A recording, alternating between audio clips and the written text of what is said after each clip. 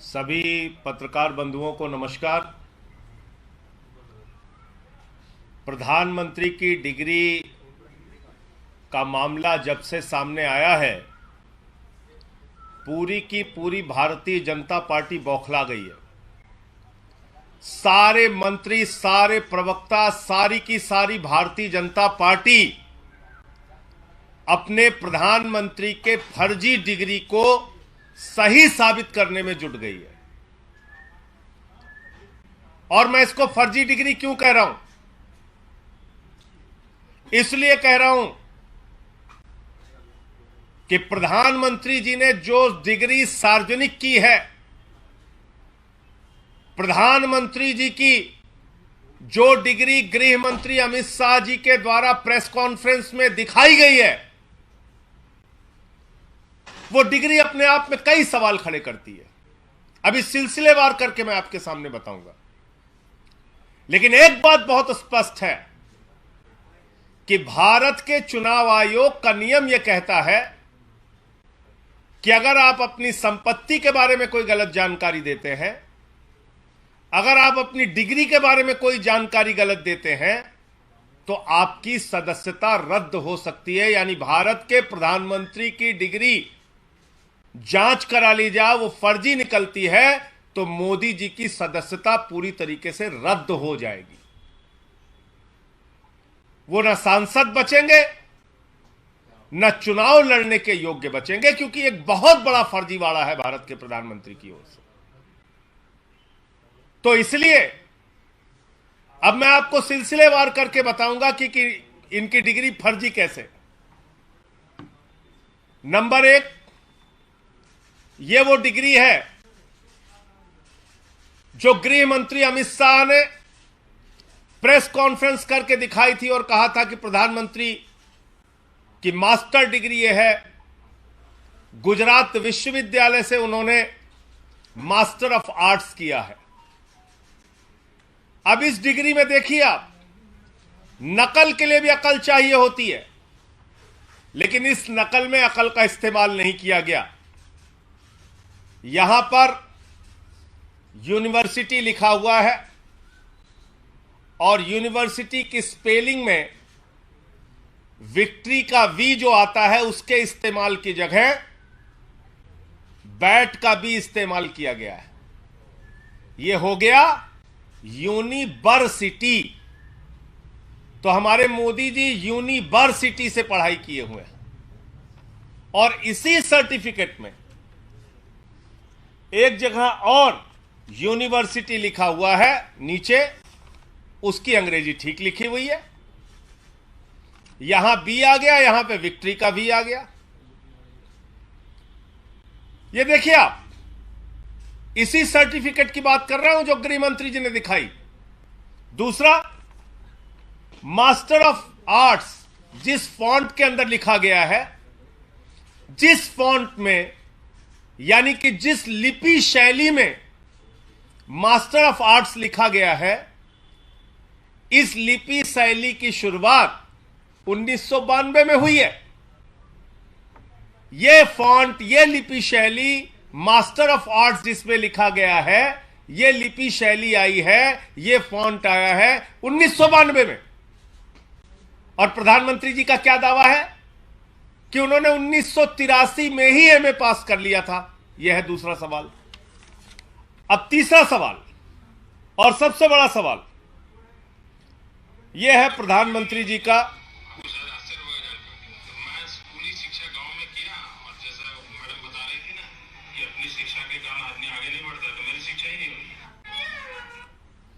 तो ये प्रधानमंत्री जी का वक्तव्य है, मेरा नहीं, माफ कीजिएगा। यह किसका वक्तव्य है? भारत के प्रधानमंत्री आदरणीय नरेंद्र मोदी जी का वक्तव्य है, मुख्यमंत्री गुजरात बनने के बाद। आज मेरा सिर्फ एक सवाल है मीडिया के माध्यम से, और भारतीय जनता पार्टी के किसी भी नेता में अगर साहस और हिम्मत है तो जाकर प्रधानमंत्री जी से इस सवाल का जवाब पूछ के बता दीजिए। सवाल क्या है? 79 में और 78 में अगर बैचलर डिग्री दिल्ली विश्वविद्यालय से प्रधानमंत्री ने कर ली, 1983 में मास्टर ऑफ आर्ट्स की डिग्री गुजरात विश्वविद्यालय से कर ली, अगर आपकी 1989 में बीए की डिग्री हो गई, 1983 में एमए की डिग्री हो गई, तो भैया प्रधानमंत्री जी देश के सामने इस बात का खुलासा कर दीजिए कि फिर 2005-6 के दौरान या मुख्यमंत्री बनने के बाद का ये जब का भी भाषण है, आपने क्यों एक टीचर को संबोधित करते हुए कहा कि आपकी कोई शिक्षा दीक्षा नहीं है, स्कूली शिक्षा के आगे आप नहीं पढ़े। ये तो आपका बयान है, मेरा बयान नहीं है। ये बयान तो आपने दिया है प्रधानमंत्री जी, ये बयान आपका है, मेरा बयान नहीं है। मैं स्कूली शिक्षा गांव में किया, और जैसा मैडम बता रही थी ना कि अपनी शिक्षा के कारण आदमी आगे नहीं बढ़ता, तो मेरी शिक्षा ही नहीं हुई। मेरी शिक्षा ही नहीं हुई, ये नरेंद्र मोदी जी गुजरात के मुख्यमंत्री बनने के बाद कह रहे हैं एक टीचर को संबोधित करते हुए। तो भैया जब आपने 79 में बीए कर लिया, 83 में एमए कर लिया, फिर 2005-6 में आप क्यों झूठ बोल रहे हैं? इसका मतलब ये सच बोल रहे थे मुख्यमंत्री रहते हुए, जो उन्होंने कहा वो सच था, वो सच था। उसके पहले के जो उनके डिग्री के खुलासे हैं वो झूठे हैं, गलत हैं। और इसी तरीके से उन्होंने यूनिवर्सिटी से पढ़ाई की है, इंटायर पॉलिटिकल साइंस में यूनिवर्सिटी से पढ़ के आए हैं मोदी जी। तो इसलिए गुजरात हाई कोर्ट का जो फैसला आया वो अपने आप में बड़ा ही चौंकाने वाला है, हास्यास्पद है कि सीआईसी ने ऑर्डर दिया था डिग्री दिखाने के लिए, गुजरात का विश्वविद्यालय गया हाई कोर्ट में कि डिग्री ना दिखाई जाए, और गुजरात के हाई कोर्ट ने जुर्माना कर दिया अरविंद केजरीवाल जी के ऊपर, जिसका कोई लेना देना नहीं। वो गए भी नहीं अपील में। तो इसका मतलब दाल में काला नहीं, पूरी की पूरी दाल काली है। और नकल के लिए भी अकल चाहिए, उस अकल का भी इस्तेमाल यह डिग्री दिखाते समय नहीं किया गया है। और बीजेपी की सारी लीडरशिप और स्वयं प्रधानमंत्री जी जवाब दें कि 79 में अगर आपने बीए किया, 83 में आपने एमए किया, तो 2005-6 में आपने क्यों कहा कि आपने कोई शिक्षा स्कूली शिक्षा के बाद नहीं की है? अर्थात या तो आपकी डिग्री फर्जी है या आपका बयान झूठा है। दो में से एक ही बात हो सकती है। आपका कोई प्रश्न हो आप पूछ सकते हैं।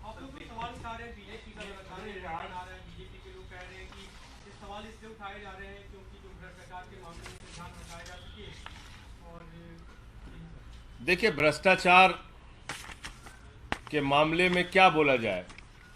भ्रष्टाचार तो मोदी जी के साथ आसमान में घूम रहा है। इस भ्रष्टाचार का जवाब कौन देगा? ये भ्रष्टाचार जो आसमान में घूम रहा है, अडानी वाला, जिसमें आराम से लेटे हुए मोदी जी कह रहे हैं लूट ले बेटा लूट ले, सारा हिंदुस्तान लूट ले।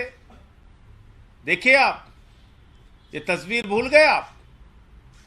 ये अडानी की तस्वीर है। अपनी राजनीतिक सत्ता को बचाने के लिए नरेंद्र मोदी जी ने अडानी के माध्यम से अपनी आर्थिक सत्ता खड़ी की और एक ही व्यक्ति को कोयला दे दिया, गैस दे दिया, बिजली दे दिया, पानी दे दिया, सड़क दे दिया, स्टील दे दिया, सीमेंट दे दिया, सीपोर्ट दे दिया, एयरपोर्ट दे दिया, आकाश से पाताल तक सब कुछ दे दिया, 2.5 लाख करोड़ का कर्जा दे दिया, 86,000 करोड़ का कर्जा माफ कर दिया। और उस अडानी ने क्या किया? 38 फर्जी कंपनियां दुनिया के तमाम देशों में अपने भाई के साथ मिलकर खोली। अकेले एक पते पे 6 कंपनी खोलकर मॉरिशस से 42,000 करोड़ रुपए अडानी की कंपनी में लगाया गया। ऐसे लाखों करोड़ रुपए का घोटाला और भ्रष्टाचार और काला धन अडानी की कंपनी में लगा है, जिसके हवाई जहाज में बैठकर भारत के प्रधानमंत्री घूमते हैं। आज तक इस घोटाले पर जेपीसी क्यों नहीं बनी? सारी की सारी पार्लियामेंट की पार्टियां एक स्वर में मांग कर रही हैं जेपीसी बनाओ, जांच तो कराओ, जांच नहीं कराते, क्योंकि घोटाले में भारत के प्रधानमंत्री और भारत की सरकार सर से पांव तक डूबी हुई है। यह है सच्चाई।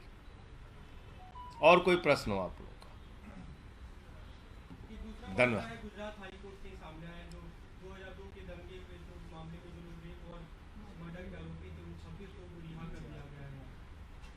अभी आप अभी इस प्रेस कॉन्फ्रेंस में जानकारी दे रहे हैं, मुझे इस पूरे घटना की जानकारी नहीं है, लेकिन मेरा अपना ये मानना है, नफरत की राजनीति, दंगे फसाद की राजनीति, गुंडागर्दी की राजनीति, समाज को तोड़ने की राजनीति इस देश को विखंडित करेगी और ऐसा करने वाले के खिलाफ सख्त से सख्त सजा होनी चाहिए। पश्चिम बंगाल और बिहार में कुछ जगह हिंसा हुई है। उस हिंसा की कुछ तस्वीरें हम लोगों ने देखी। पहली बात तो भगवान श्री राम की मर्यादा के विपरीत, उनका जो जीवन चरित्र था उसके विपरीत जाकर अगर हम रामनवमी के जुलूस में राष्ट्रपिता महात्मा गांधी के हत्यारे गोडसे की फोटो लेके घूमेंगे तो फिर ये बहुत बड़ा सवाल है हमारी व्यवस्था के ऊपर कि आखिर राष्ट्रपिता महात्मा गांधी के हत्यारे की तस्वीर का, गोडसे की तस्वीर का रामनवमी के जुलूस से क्या लेना देना है? क्या प्रभु श्री राम ने यही हमें सिखाया है? यही उनकी मर्यादा, यही उनका आदर्श है? रामचरितमानस से हमें यही शिक्षा मिलती है, जो रामचरितमानस कहता है सब नर करहि परस्पर प्रीति, यानी कि सारे लोग आपस में प्रेम भाव से रहें। तो हम किस ओर बढ़ रहे हैं? क्या संदेश देना चाहते हैं? हिंसा करने वाले हिंदू धर्म के हों या मुसलमान धर्म के, किसी भी धर्म के व्यक्ति हो, किसी भी राज्य की हिंसा हो, उसके खिलाफ सख्त से सख्त कार्रवाई होनी चाहिए। और अभी तो सुप्रीम कोर्ट तक ने कह दिया, नफरत फैलाने वालों के खिलाफ जो लोग कार्रवाई नहीं करते, नफरत की भाषा बोलने वालों के खिलाफ जो कार्रवाई नहीं करती, वो सरकारें नपुंसक सरकार है। ये तो सुप्रीम कोर्ट की टिप्पणी आ गई है। अब तो मोदी जी को और बीजेपी वालों को शर्म करनी चाहिए। नफरत की बुनियाद पे देश आगे नहीं बढ़ेगा, मोहब्बत की बुनियाद पे आगे बढ़ेगा। अपने शहर, अपने प्रदेश की ताजा खबरों के लिए लाइक करें, शेयर करें, सब्सक्राइब करें और हाँ, बेल आइकन दबाना ना भूलें, क्योंकि खबर हमारी, फैसला जनतंत्र का।